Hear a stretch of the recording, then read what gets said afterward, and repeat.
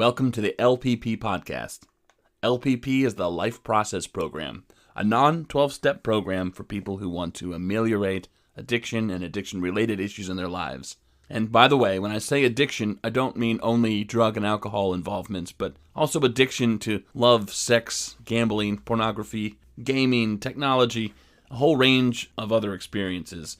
To learn more about our program or to check out free resources like articles, videos, blogs, and podcast episodes like this one related to solving addiction-related problems, visit our website at lifeprocessprogram.com or follow us on social media using any of the links in the show notes.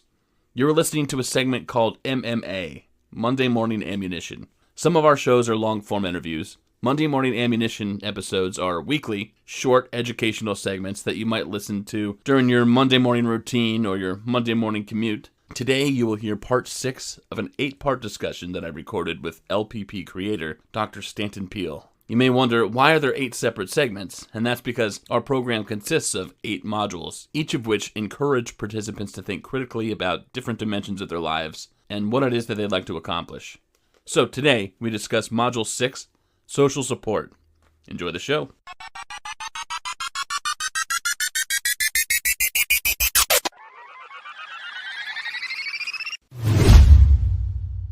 It's so important that people are connected.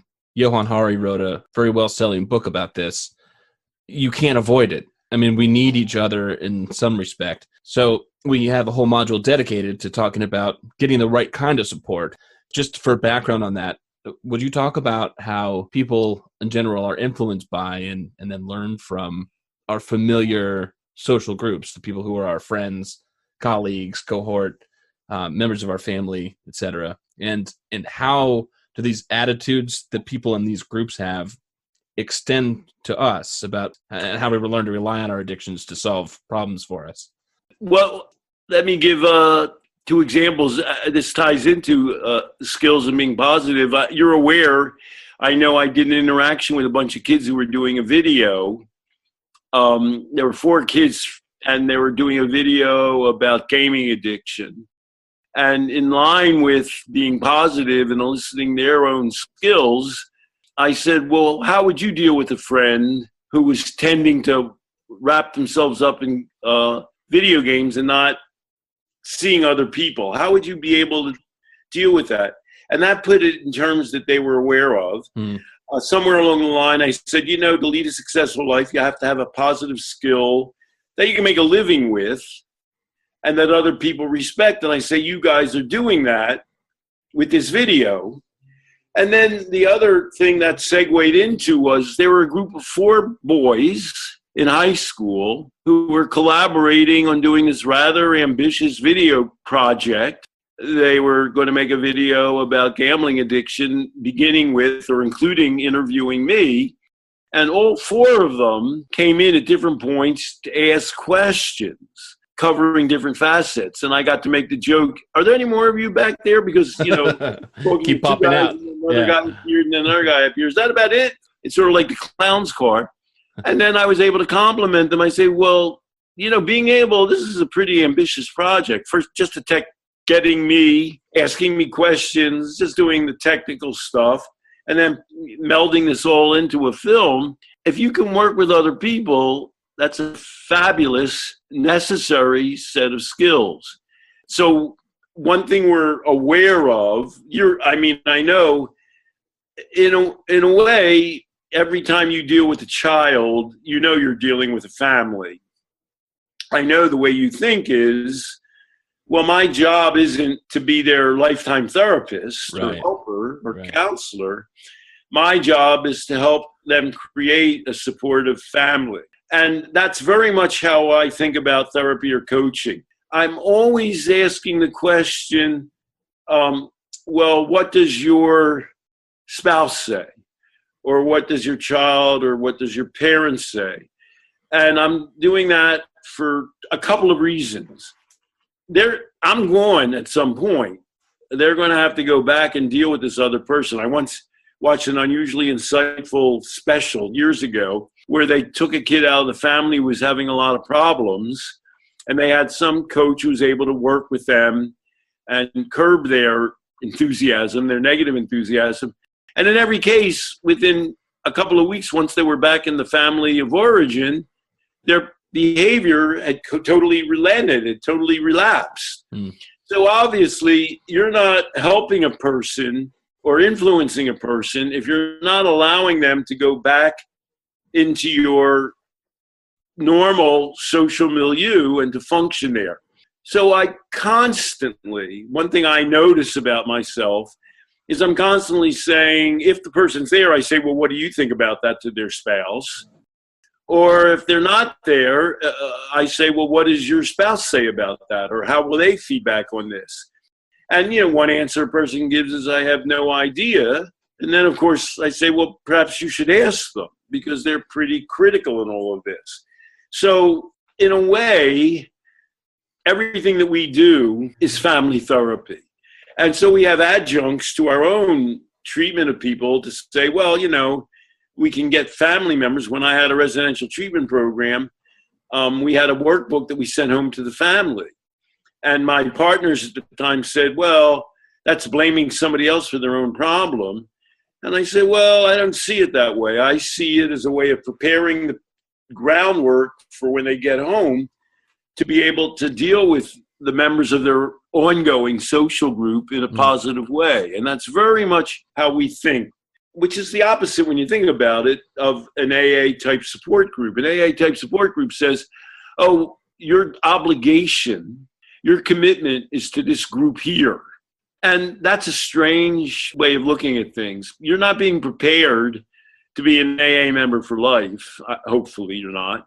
You're not being prepared to join a group or enter therapy for life. You're being prepared to be able to deal with the world outside of therapy. And that involves real relationships. And so one last segue I'd like to make is you can get support from people not to do addictive things, not to drink or take drugs. And you can get that at an NA or an AA group. But there are a lot of groups where people don't do those things. Church groups, for example, or stamp collector groups or hiking groups. People aren't generally taking drugs and drinking when they're hiking. And one last way of looking at that is, we talk about this with children all the time, peer approval. Well, peer approval, they have to learn how to resist peer pressure. Okay. But the more fundamental question is, well, who are their peers? Who are they hanging out with? I do drink alcohol, but the people I drink alcohol with are positively involved people. They have families, they have work, they're concerned about other human beings. When we drink alcohol, let's have a good time and have positive interactions with each other. I don't deal with people who themselves are drinking alcohol in a problematic or a negative cycle way. And so we're very much focused on how you deal with groups, but also who you select to spend your time with.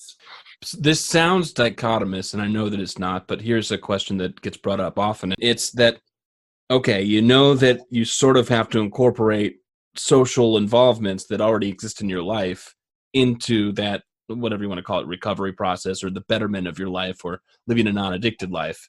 You can't just go away somewhere and in that microcosm of your life make changes and then come back to life with no plan to integrate that with the people that you already are engaged with. Exactly. Some people feel, well, this is tough. I either have to engage with these people and it's never going to get better, or I can just cut some people out of my life. And some people, it's easy to say, obviously there are people who are not constructive in my life. They're only destructive. So that's sort of an easy way to pivot away from them and toward the people who are actually involved in a positive way. Some people have gone back to the people that they're involved with and say, none of these people are supportive. They can feel like they're left with two choices. Am I going to do something like AA, or am I going to just be a loner? And a lot of times when people come to the LPP, at that point, they've already said that AA is not working for them for whatever reason. So sorry for the long-windedness. You see where I'm getting at. Sometimes people land here and say, they say, on one hand, the group that is supposedly made for ameliorating addiction, which is AA, is not helpful to me, and the people in my life are not helpful to me. Why can't I just be a loner? Is that the best option? Well, I don't want to be biased against being alone. Obviously, we're talking at a very funny time in the history of the world where a lot of people are forced to spend a lot of time alone. Mm. I don't want to make an ironclad rule of it, but generally speaking, when people are alone, they're more inclined, most people, to do negative things. So, I mean, one of the things we talk about in LPP is developing a skill at being alone. And we do have meditation and mindfulness exercises that allow you to do that. I guess a lot of people are running through that right now when they're spending considerably more time alone than they ever are ordinarily doing. And there's even a possibility the world's going to change in some ways to make it less likely that people enter groups. So being alone, we call a skill. On the other hand, we're not advocating for aloneness. In general, a positive sign of life is being able to form constructive relationships. You know, I go back to Freud. If Freud said, what is mental health? It's to love and to work. Yeah. And so, you know, certainly at certain points in your life, I know you have a daughter a little over a year old. That's kind of fits into the normal framework of life. There are people we deal with all the time who don't have children, who aren't in fixed relationships, and we recognize that, we accept it, and we support people. On the other hand, being able to form constructive relationships is a positive skill that we like people to be able to develop. We like them also to be able to develop an ability to get involved with groups of people other than addiction therapy groups as a way of expanding, you know, what is it you like to do? Do you like to hike? Do you like to be politically active? Do you like to focus on skills like woodworking? Do you like to fly? I mean, in general, people have some kind of repertoire of things they like to do that can be plugged into groups. And we want and hope that people will be parts of communities. In general, we find that community support it's not like oxygen that you can't live without it, but in general, it's a fundamental success predictor for people. People will do better if they have more people counting on them, more people who they can turn to for help. If they can have intimate relationships, if they can express and experience love, if they have other people to talk to in meaningful ways, those are all positive predictors. And, you know, this coronavirus has come at a funny time. I mean, they do surveys all the time where they ask people something like, do you have anybody you can share your problems with? And that number seemingly always gets larger.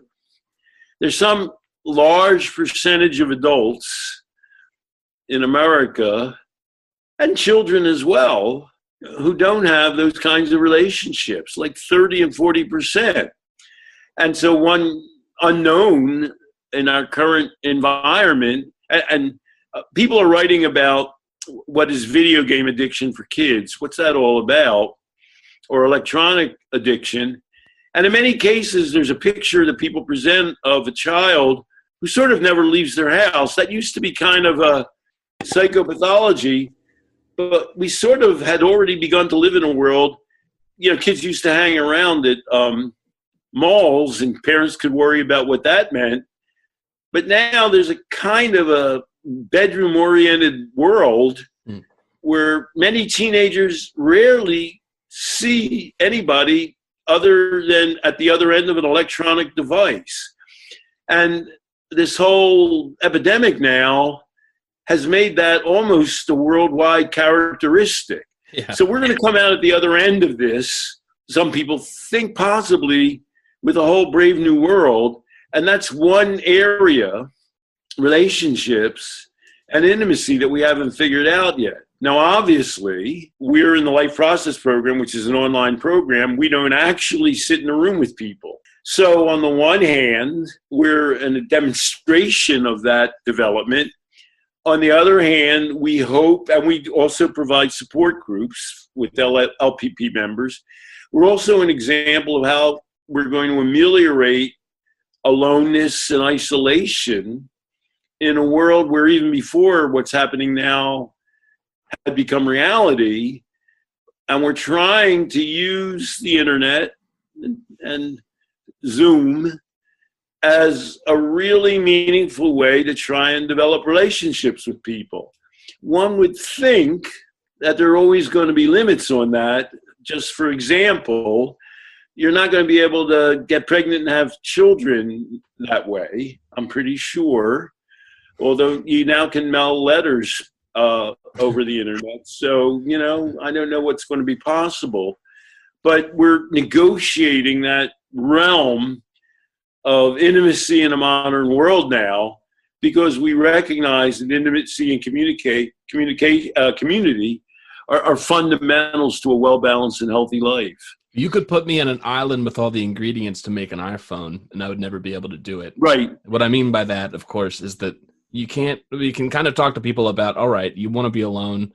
Let's first think about how you can be alone in the healthiest way possible. And then also we got to nudge to say, there's no doubt you're going to come in contact with other human beings. Now, how are you going to do that in a way that, on one hand, allows you to do it healthily, that's not going to feed into an addiction? And on the other hand, how can you make yourself available for the possibility of connection should it arise? Right. And how are you going to meet people digitally? It's a giant realm.